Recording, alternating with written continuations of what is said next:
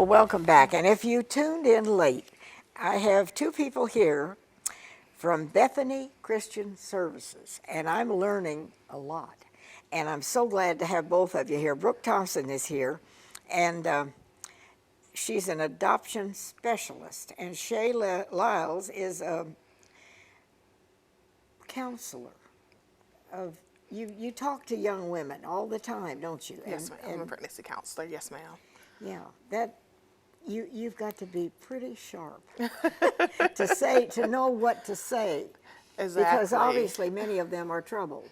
Exactly. And I'm here just to be a listening ear as well. No, it's no judgment on my part.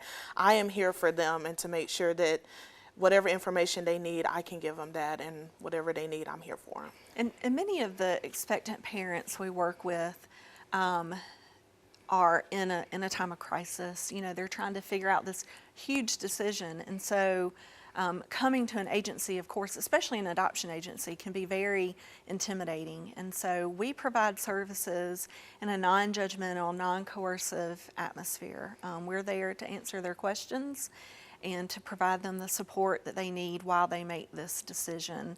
And so, because it's one of the most important decisions they're ever going to make. So you do not have a physical home where you take children in and all that? No, ma'am. Okay. I just want to be sure that I and everybody Right, understands. yeah. And most people just think of us as working with the adoptive parent side of things. They don't know that we work with expectant parents. And so I've taken calls from expectant mothers who were 5 weeks pregnant and just had some questions. And then we've gotten calls from the hospital saying there's a baby here and mom wants to talk about making an adoption plan. And we really focus on the language that we use.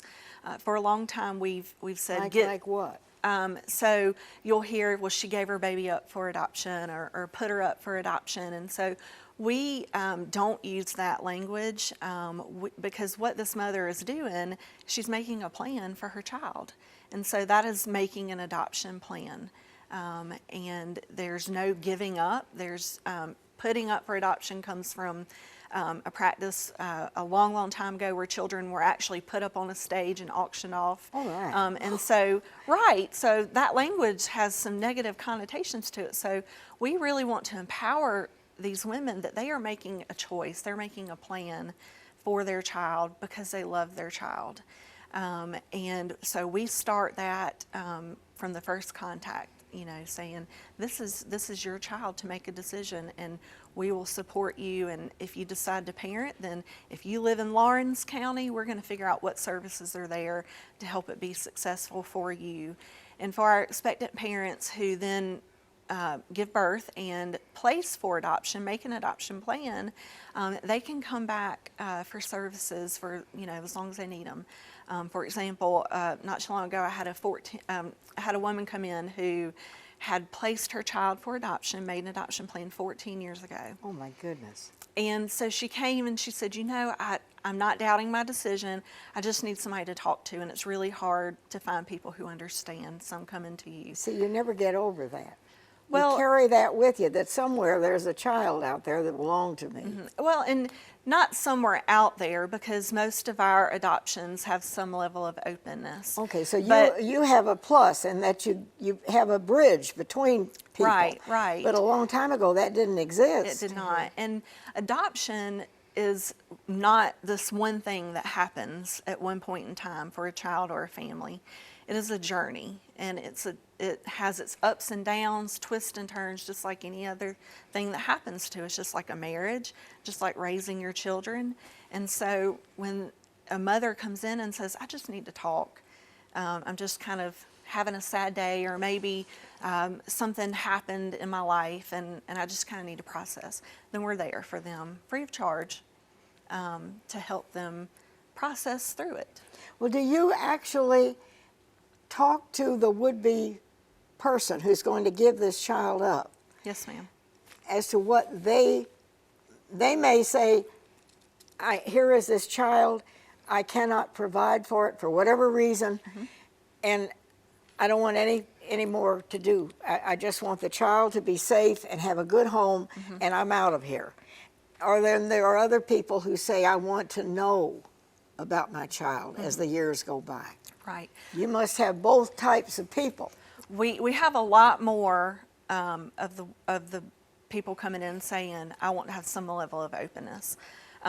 Very, very rarely does a parent say, I want completely closed. I don't want to know anything else.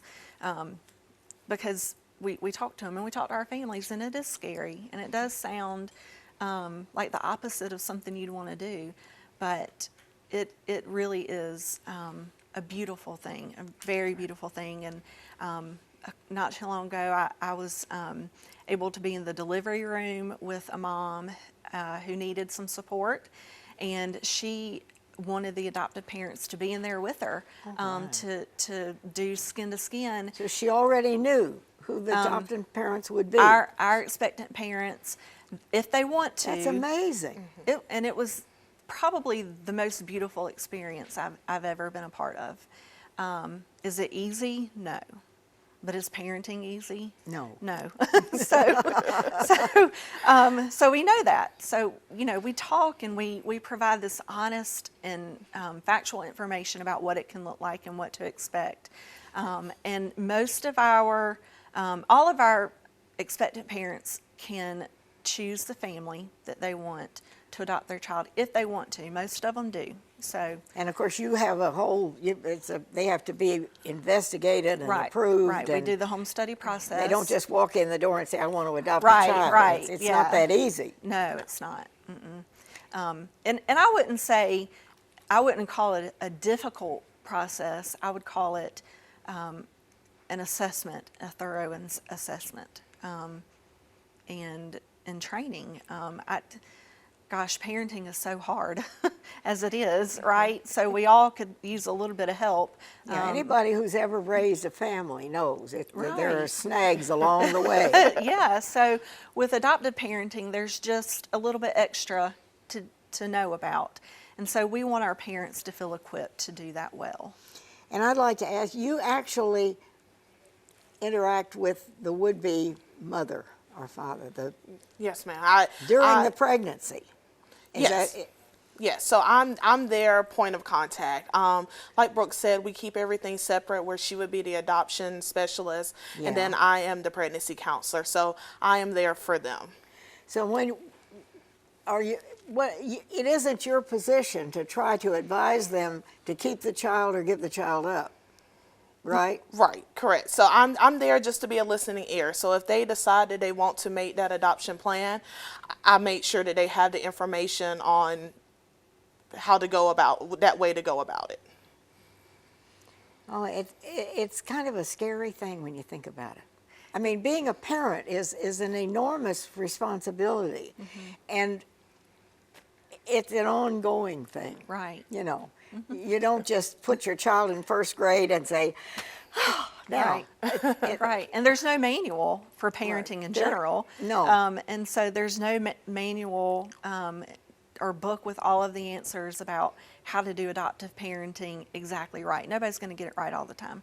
But that's why having an agency like Bethany there to kind of help you navigate that, and for the adoptive family to have an advocate that is there for them, and then for the expectant parents or birth parents to have their advocate there to walk by them. And then we work together to help them navigate this relationship as it grows over time.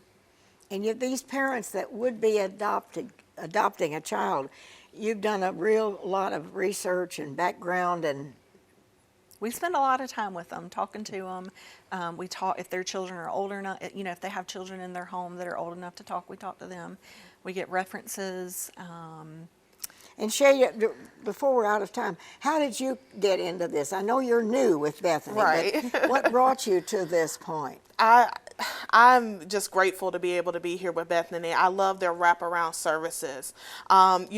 Starting from, when you first meet, the expectant parent to after, and, years after, that's what brought me to this company, because you walk through them. Like she said, it's a journey, and I'm glad to be on that journey with them, and that's what what made me come to Bethany. So you sort of keep in touch even after the adoption has occurred and Yes. they've gone on their merry way. You still have that tie with those Yes. people I do.